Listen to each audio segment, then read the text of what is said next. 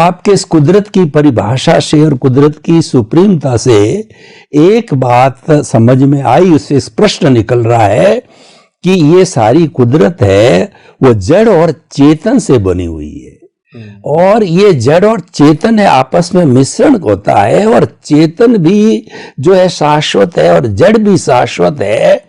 तो कृपया ये जड़ और चेतन का जो भेद है कि इन जड़ और चेतन क्या है और इनका जो है क्या लक्षण है और इनके जो है किस तरीके से आपस के अंदर संबंध होता है और क्यों होता है, जबकि दोनों एक दूसरे से विपरीत है, दोनों का जो है वो लक्षण अलग अलग है और क्यों आवश्यकता पड़ती है। और जब दोनों का मिलन होता है, दोनों आपस में जुड़ते हैं, तो तीसरा फैक्टर, तीसरी चीज क्या पैदा होती है। और जड़ चेतन और इसके मिश्रण से ये सारी चीज को आप स्पष्ट कीजिए ताकि हमारे सारे श्रोताओं को इससे जुड़ी हुई बातों से कुदरत के बारे में अच्छी तरह से स्पष्टता हो जाए। ये जो कुदरत है वो क्या करती है हमारे जीवन में? सब कुछ कुदरत करती है, मगर हमको क्यों उसको समझना पड़ता है, क्यों इसको इंपॉर्टेंट देना पड़ता है? क्योंकि हमारे जीवन में जो कुछ भी हो रहा है उसका टोटल कंट्रोल कुदरत का है, मगर हम समझते हैं कि हम इसको इंपॉर्टेंट देते हैं। तो ये जड़ और चेतन को मिलने से कैसे ये संयोग बनते हैं? तो चेतन के पास ज्ञान है, जड़ के पास क्रिया है।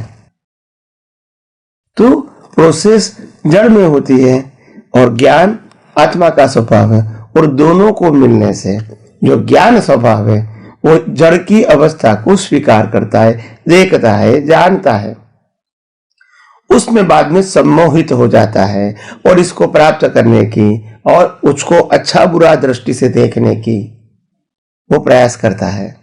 और वहां से राग द्वेष शुरू हो जाता है, क्योंकि ज्ञान तो आत्मा का स्वभाव है, जड़ का स्वभाव नहीं है। जड़ का स्वभाव तो है अवस्था और परिवर्तनशील होना, अवस्था को बनाना और परिवर्तनशील होना।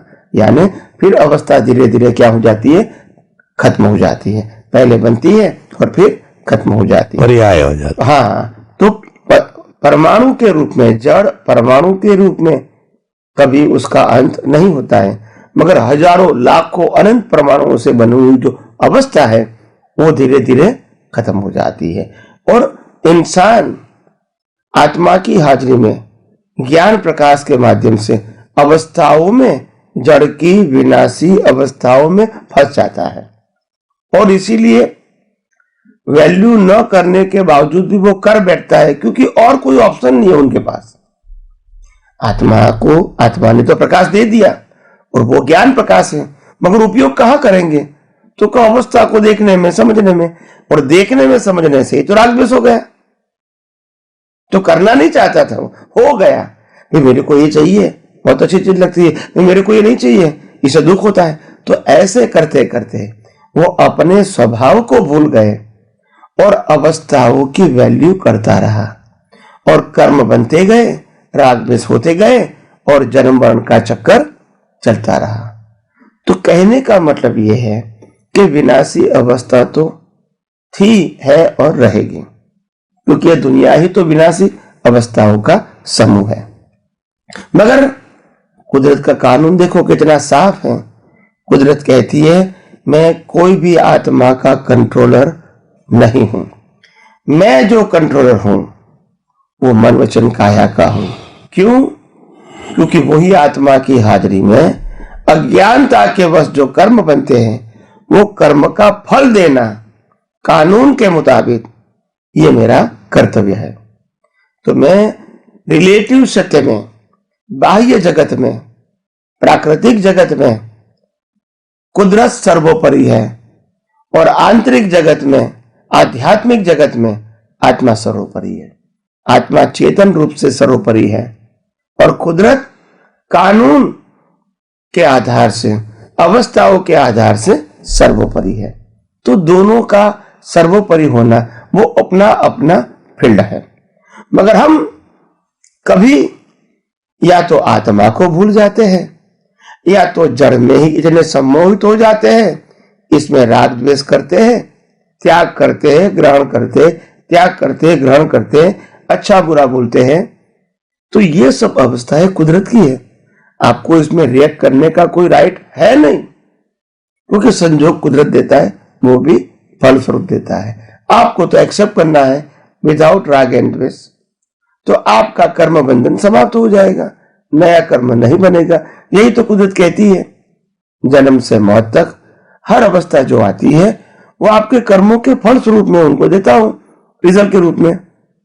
अगर आप 100% स्वीकार कर लो as a law of nature, as a कुदरती रचना, एज अ 6 तत्व, तो फिर कोई कर्म बनेगा ही नहीं, क्योंकि राग द्वेष करने का, मालिक के भाव करने का, कर्ता भाव करने का कोई प्रश्न नहीं रहेगा।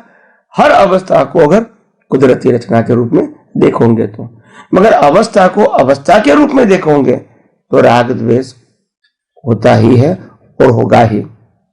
तो इसीलिए जड़ तत्व दोनों का स्वभाव भले अलग है, मगर चेतन तत्व की हाजिरी से ही तो प्रोसेस होती है। जानकारी, ज्ञान, अनुभव, पुरुषार्थ, ये सब कब मालूम होगा? चेतन है तो। जड़ को तो होता नहीं है, ज्ञान नहीं होता है, अनुभव नहीं होता है। तो हमारे जीवन में जड़ जो है, इसका क्रिएटर, ऑपरेटर, डिस्ट्रॉयर कुदरत है, और जो चेतन है वो हम खुद है। तो आइए हम सब यही आध्यात्म विज्ञान को और गौर दृष्टि से समझने की कोशिश करेंगे।